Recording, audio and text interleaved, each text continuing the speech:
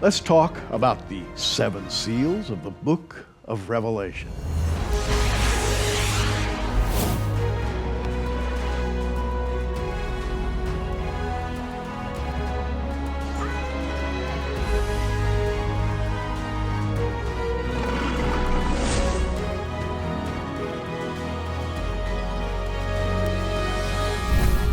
And here to discuss this very important subject is pastor, teacher, Billy Crone. Billy, welcome back to Prophecy Watchers. Gary, thanks. It's always great to be on. And it's always great to have you here. Billy has just written a book called The Seals. It's devoted to the subject of the 7 seals of the book of Revelation. And the way Billy has put this thing together, it's an extremely important subject. How did you approach the seals? Literally wanted to just take the time, be exhaustive, and really just tear it apart. And that's exactly what we did, Gary. We've called it The Seals, a panoramic view of the first half of the 7-year tribulation. We wanted to tear it apart for all it's worth. Not gloss over it, not just breeze by it, but literally line by line, verse by verse, word by word, in the original language. We tore it apart. We went back into the history, the customs, the mannerisms, and we wanted to see what is really going on here in its fullness. If you think the English is expressive, wait till you get to the original language. So many things popped out there that I think is very important for people to understand today. Now, the seals essentially are the first half of the tribulation. And a lot of people look at those and say, oh, well, there are 7 seals. And I think, one of these days those are going to be opened, and we're probably still going to be on earth, and we'll be going through that period, and we will remain on earth while those seals are being opened. And a lot of Christians actually sort of assume that. But you take an entirely different view. Well, yeah, and it's not just my view. It's not just convenient because I'm guilty of escapism. I don't want to be there. That it is so abundantly clear that we're not going to be there. And we derive that, again, not just from some convenient escapism. We go back to where the 7-year tribulation appears in its foundation. And that's Daniel chapter 9, when we deal with Daniel's 70th week prophecy. And Daniel clearly tells us the reason why it's a 7-year, not a 2-year, not a 3.5-year, not a 192-year, but a 7-year tribulation, is it's the final 7, the final week of Daniel's 70th week prophecy. So that's number 1. Number 2, in that historical context, Daniel tells us what is the purpose of that final week. It has nothing to do with the church. It can't have anything to do with the church, number 1, because when Daniel wrote the 70th week prophecy in the book of Daniel, the church wasn't even in existence. The church wasn't even in existence for about 570 years later. Also, the New Testament writers tell us that the Old Testament writers, including Daniel, the church was a mystery. They had no knowledge of the church. So how could he be writing about the church? He's not. He tells us the purpose of the 7-year tribulation is about God is not done with the Jewish people. He's going to pull out his remnant. He's going to fulfill the promises that that have yet to occur with someone, Jesus, ruling and reigning from Jerusalem, the millennial kingdom, all that stuff. That hasn't happened yet. As well as pouring out his wrath during the 7-year tribulation upon the unbelieving Gentile nations. So the whole purpose, there's no way you can squeeze the church in there, number 1. Number 2, how anybody could sit there and say that the church is going to be in this first half in the sealed judgment is beyond me. It's not just ludicrous, I'll use this word, blasphemous. Because when you look at the scripture, God repeatedly says he is the one who is dishing out all these judgments in the first half, the sealed judgments, okay? And it's clearly his wrath, right? His wrath is not in just the second half. His wrath is from the moment the Antichrist makes that covenant with Israel, Daniel 9:27, Revelation 6:1, the first seal, the white horse rider. From that moment forward, it is nonstop God's wrath. And that's the game that people play. They want to say, well, this first half, it isn't really man's wrath, it's Satan's, or it's not really God's wrath, it's Satan's wrath or man's wrath. It's like, what are you talking about? There's no way you can derive that if you just stop and look at what's going on in the sealed judgments. And I get why they're trying to do that, Gary, because they're trying to squeeze the church into the first half of the 7-year tribulation. You can't do that. And the reason why they do that is because they got their own conundrum, okay? And that is this. The Bible's very clear. God has not, on top of the tribulation, has nothing to do with the church. God says that he has not appointed his church unto his wrath. Romans chapter 5 and 1 Thessalonians 1, 1 Thessalonians 5 which is very interesting, before and after the rapture passage, right, that Paul mentions, Yes. says that we are not appointed unto God's wrath. We are rescued from God's wrath. We are saved from God's wrath. The church cannot be in God's wrath. So that's why they do what they do. They want the church in that first half of the 7-year tribulation, but then they got a problem. But wait a second, the church can't be in the wrath. So they want to say that this is not God's wrath. It's man's wrath or Satan's wrath.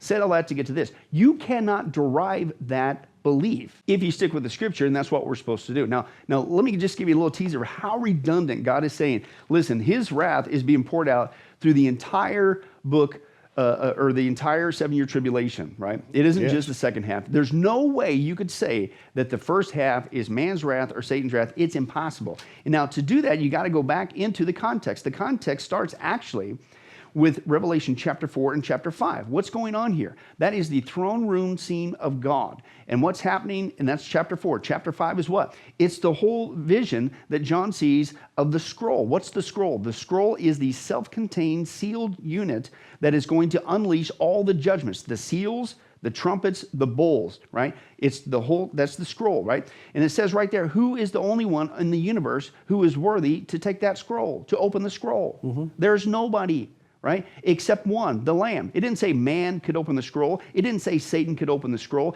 It's the Lamb. Jesus Christ opens the scroll. What's that scroll? That scroll is what unleashes all the wrathful judgments from God on planet Earth in the 7-year tribulation. I haven't even got to 6 yet. Now you get into 6. It's extremely redundant. Again, I already mentioned Daniel 9 had nothing to do with the church. The context, Revelation 4 and 5, it's the throne room scene of God. It's the Lamb who dishes that. And then look at this. It's like, how could you say this is coming from man or Satan's beyond me? Revelation 6, it says right there, very first verse, right? This is the beginning of the 7-year tribulation. This is a correlation to Matthew 24, Daniel 9:27, when the Antichrist makes the covenant with Israel. It's the same thing, Revelation 6:1. It says here, how's it all start? The beginning of the 7-year tribulation, I watched as the who opened the first of the 7 seals. It's the Lamb, of course, because he's the one in the previous chapter who grabbed it. He was the only one. So it says there, and the Lamb opened the first of the 7 seals. Where's these judgments coming from? They're coming from the Lamb. That's what the Bible says. It didn't say, and I watched as man open this first seal. No, I watched as Satan, bleh, makes you want to wash your tongue out. No, this is coming from the Lamb. Then you go down, and it says, what's the second seal? Verse 3, I watched it when the what? The Lamb opened the second seal. Go down to verse 5. And I watched the third seal. What? The Lamb opened the third seal, right? Goes to number 4. And the Lamb opened the 4th seal. And then it switches to, and when he opened the 5th seal. And I watched as he opened the 6th seal. Go to Revelation 8:1. And he. It says it right there. And the Lamb, and the Lamb, and the Lamb, and he, and he, and he. Contextually, it's still Jesus. Who's the one who is opening every single one of these seals? It's the Lamb. How could you sit there and say this is coming from man or Satan? And it's even more than that. Just let me give you one little teaser. And this is throughout all of chapter 6, Gary, is after it says there, and the Lamb opened the first seal, right? And he says what? And then I heard one of the 4 living creatures say in a voice like thunder, come. So who's given the order, right? The Lamb opens it up. He's in charge. He's dishing this out. Now here comes a living creature, the cherubim. Who are the cherubims? The angelos, messenger. That's what the word angel means. It's a messenger of God. The cherubim don't work for man. They don't speak for Satan. That's true. This is coming from the throne of God. They're the guardians of the throne. Exactly. So this ain't coming from Satan. They're not saying, and one of the 4 living creatures work together with Satan to unleash. No. The 4 living creatures are coming from the throne room of God, on top of everything I just said. And they're the one that gives the order that says, come. Oh, by the way, the word there, voice like thunder, thunder in the scripture is use of the voice of God. And it always depicts God's judgment and things of that nature as well. So, and so then, not just that time, but you look at the next one, and the first 4 that is being released, and a living creature says, come. So on top of the Lamb and the Lamb and the Lamb and the Lamb, they're being initiated through those who work for God, who are the messengers of God, the living creatures, on it goes. And there's even more than that, Gary, as you look at every single one of these seals. But I actually wrote that in the preface. For the life of me, I cannot understand why people could sit there and even entertain the idea that these wrathful judgments from God in the first half, the sealed judgments, has anything to do with man or Satan. And it's not just ludicrous. Again, I'll use these words. That's blasphemous. I'm just reading the Bible. I haven't even gotten into the Greek or anything of that nature, Gary. The contextual evidence is this is all coming from the hand of God. And it's horrible, Gary. You don't want to be there. That's the message. You don't want to be in not just the second half, you don't want to be in the first half. Why? Because God, if anything, is screaming out from the text, this is all coming from him, not man, not Satan, and you don't want to be there. And you reminded me of something. I've opened my Bible to John chapter 5, verse 22, where it says, and these are Jesus' own words, it says, "For the Father judgeth no man, but hath committed all judgment unto the Son." Now, that's a mouthful. Yeah. All judgment is committed to the Son. And Yeah. we see that in Revelation. Yeah, and verbatim. Again, every single seal, not just the first one, not just some of them, not just half of them, every single seal, 7 for 7, it's the Lamb and the Lamb and the Lamb and he and he and he opening these seals. And in fact, let me explain another thing too, because sometimes they'll say this, well, okay, here in the 6th seal, it says, fall on us, the people of the earth, fall on us and hide us from the face of him who sits on the throne and from the wrath of the Lamb. Right? And it says, for the great day of the wrath has come, and who can stand? And so some people say, well, see, it actually doesn't start until there. Well, first of all, you just ignored everything we just talked about biblically. Daniel chapter 9, the 7-year tribulation has nothing to do with the church. The church wasn't even in existence. Revelation chapter 4 and 5, contextually, this is all coming from the throne room of God. This is the Lamb of God who holds the scroll that contains all the judgments. Then you just ignored every single seal in the first 5 says, and the Lamb and the Lamb and he and he and he. And it's coming from a living creature, the cherubim from the throne room of God. Yeah. So, but I'll entertain that thought, right? If you just want to skip over that, I don't recommend that. But they say, well, see, it says there, and it has come. So that means it didn't start till then. That's not what it says, right? The words there, has come, is the aorist tense, and it's past tense. And so basically when it says the wrath has come, it's basically these people are just now acknowledging what's been going on already in the past, which completely fits the context. God's wrath has already been going on through and through. It didn't just come then. They're just now acknowledging it. And this is what's ironic, Gary.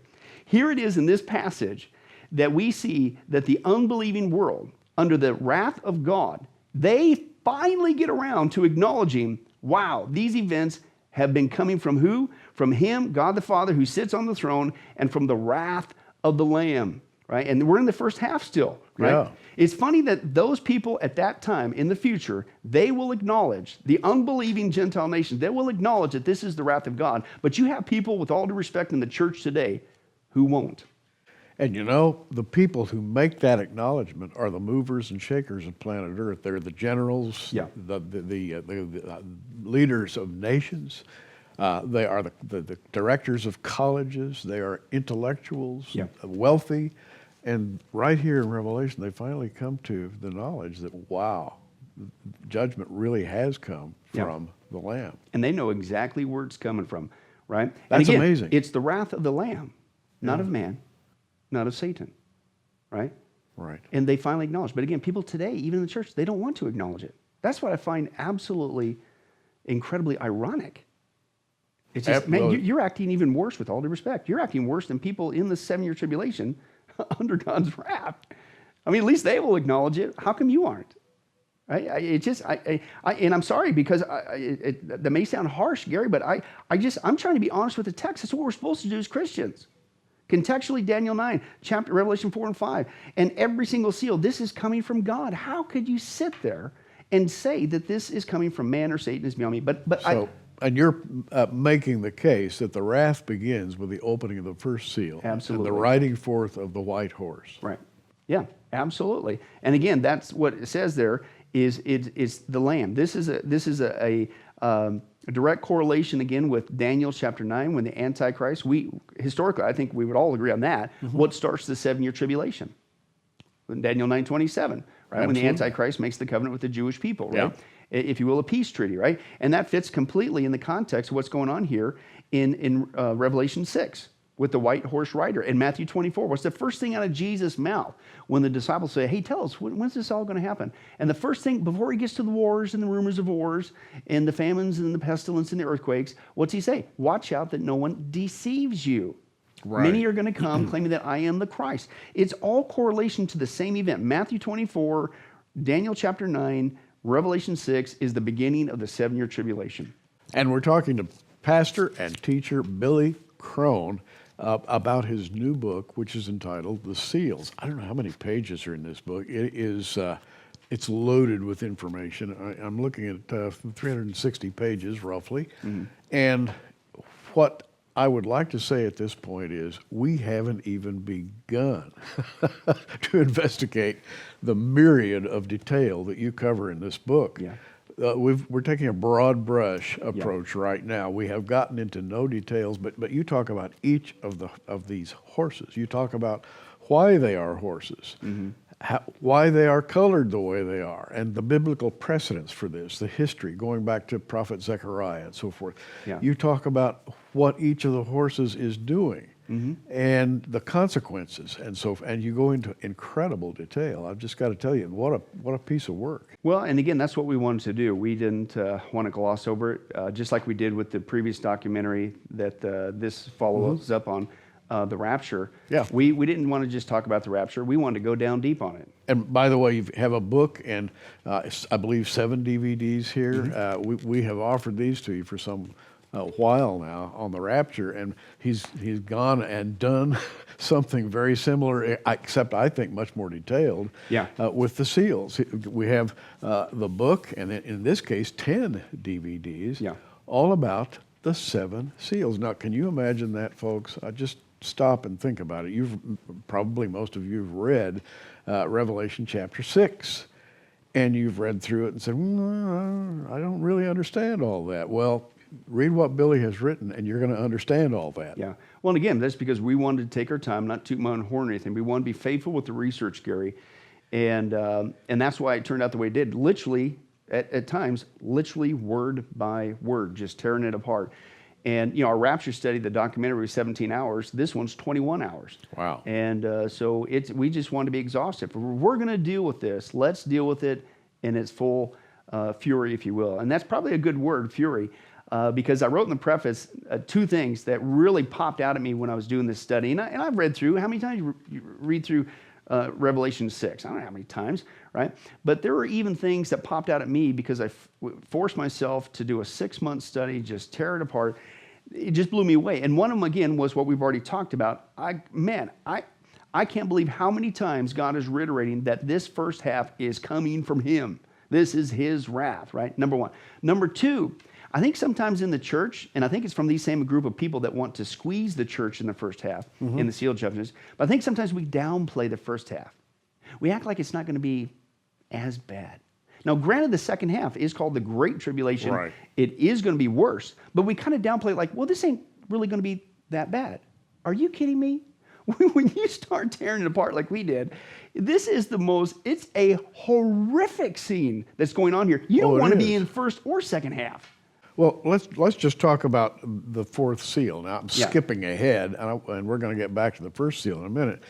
But as an illustration of how horrible things really are, when the 4th seal is opened, a lot of people die. Yeah. How many people approximately, given the way this verse reads, how many people would have to die to fulfill this prediction? Well, John gives us the number, and it's 1/4 of the earth.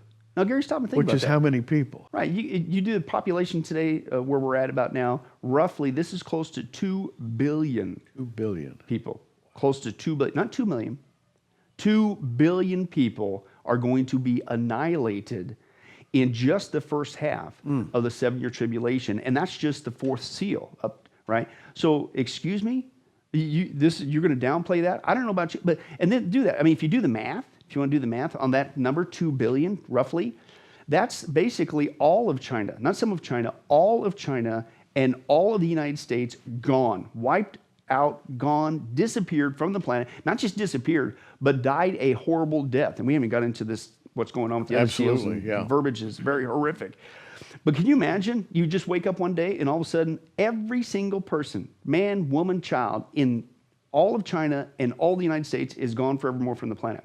That's around your 2 billion mark. And again, it's not just 2 countries. That's the amount of massive people that have disappeared under the wrath of God that John mentions here, 1/4 of the earth, all over the earth. That's how much, just in the first half, the planet will be depopulated under this wrath.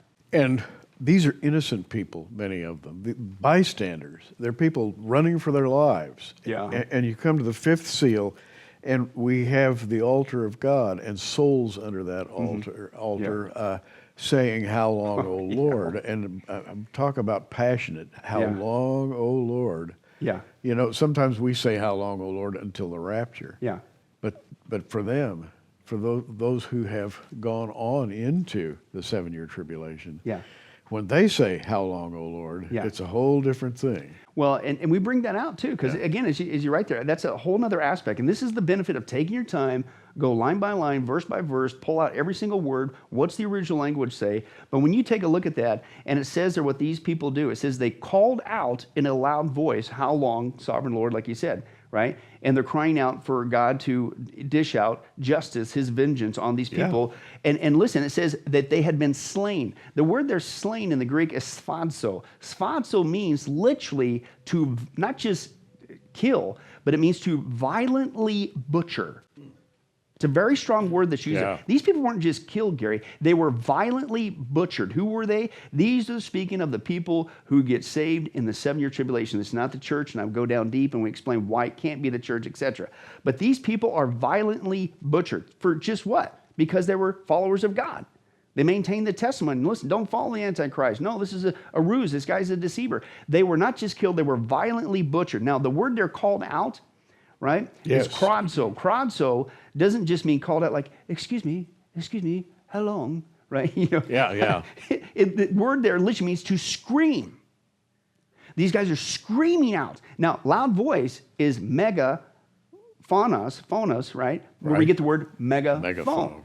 So these guys aren't just saying this in a megaphone, which amplifies, combine it with kradzo. They are screaming through a megaphone. Now, can you imagine somebody speaking to a megaphone for you? But imagine somebody screaming through a megaphone. That's what these people, they were violently, and you put the timing together, right? Set the scene. When you set the scene, what's going on here in the original language, it is a horrible scene. These people, followers of God, this is how wicked it is on the planet this time. You don't want to be in the first or second half. They're literally violently butchered, right? Just, I don't even have time to get literally cut up in it's just horrid, right?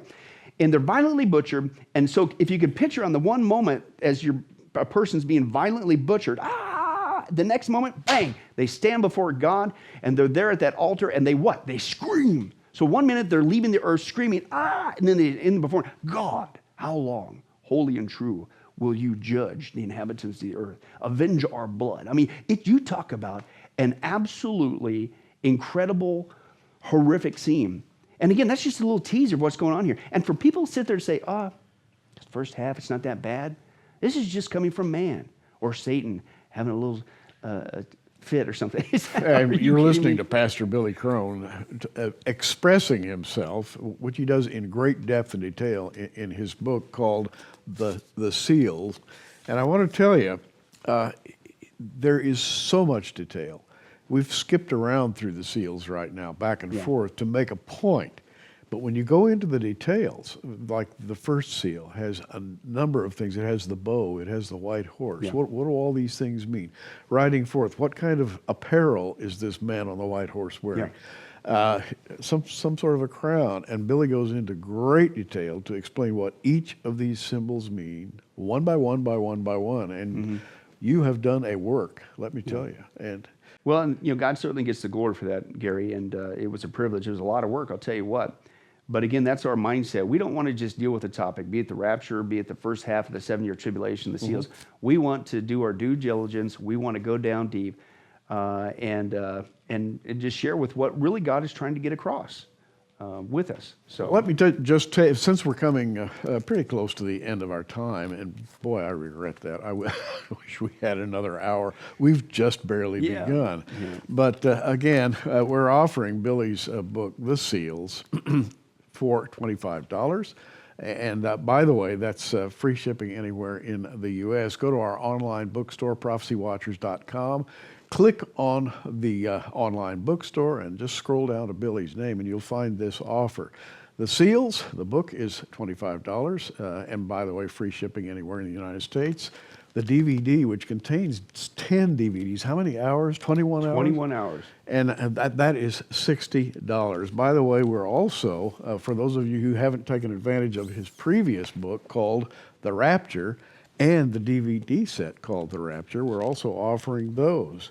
The book, $25. The DVD set, 7 DVDs for $60. And again, available on the online bookstore, prophecywatchers.com.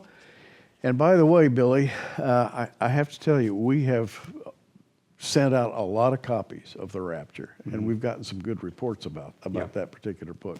If you'd like all 4 items, and I can't hold them all up here without covering my face, I'm just going to tell you, the Seals, book and DVD, The Rapture, book and DVD, all 4 of these yours for a gift of $150, free shipping anywhere in the U.S. You will not regret opening up one of Billy's books. So much information in there.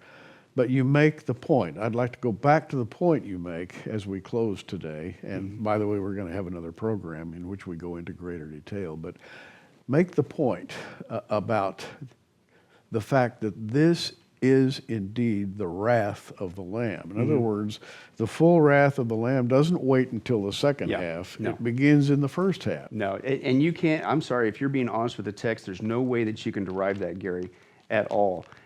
In fact, I got if you will, a word from the Lord about those who just, because sometimes these people are like, oh, I'm going to be the ultimate survivor in the first half. It's not really that bad. And I'm just going to store my survival gear, make it out to my bug out shelter. Yeah. Excuse me? Anyway, this is from Amos chapter 5. It says, woe to you who long for the day of the Lord. Why do you long for the day of the Lord? The day will be darkness, not light.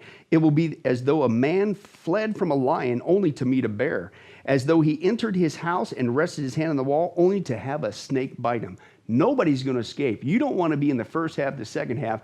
No matter where, you ain't going to make it to a bug out shelter. The point and the message of the seals is to seal a different fate, make sure you're saved before it's too late, and avoid the whole thing. And by the way, Billy, you're going to be speaking at our second annual prophecy conference in Norman, Oklahoma, October 12th through 14th. Yes, looking forward to it. Hi, Gary Stearman with a very special announcement from Prophecy Watchers. Bob Ulrich, we've got a lot to talk about. We do. It's an exciting time to be alive as the prophecies of the Bible come to pass right before our eyes. Have a big conference coming up, October 12th through 14th. We're going to be celebrating the 70th anniversary of Israel at the second annual Blessed Hope Prophecy Forum at the Embassy Suites Hotel in Norman, Oklahoma, October 12th through 14th. You can register for the event at prophecywatchers.com. or call us toll-free at the phone number on your screen. And Bob, we have the top speakers in the world of Bible prophecy. A conference like no other. 32 speakers: L.A. Marzulli, Bill Salas, Jan Markell, David Reagan, Mark Hitchcock, Terry James. The names just go on and on. 32 speakers in one event. Not much time. You need to register now. Gary Stearman for Prophecy Watchers saying, see you there. Pastor Billy Crone, we have no more time. All we can say at this point is, hey, we're watching. You keep watching too. Thanks for joining us on Prophecy Watchers. You can find us on the web at prophecywatchers.com